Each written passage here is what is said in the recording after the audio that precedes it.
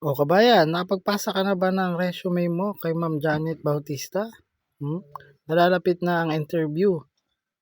Ito ang kanilang mga hirings: engineers, supervisors, managers, CNC operator, pipe fitter, helper, fabricator, gas cutter, grinder, roller operator, isma welder, rigger, piping foreman, saka safety officer. 250 visa ang nakahanda dyan para sa oil and gas projects. After Holy Week na yan, kaya mag-send na kayo ng resume dito kay Ma'am Janet sa projhead1alhasalmanpower.com.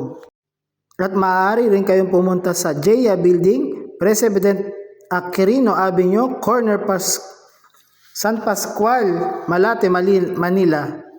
At hanapin si Ma'am Janet Bautista. Malapit yan sa Top Quirino Station. Kaya wag nang sayangin ang pagkakataon na makapag-abroad at tuparin ang pangarap ninyo.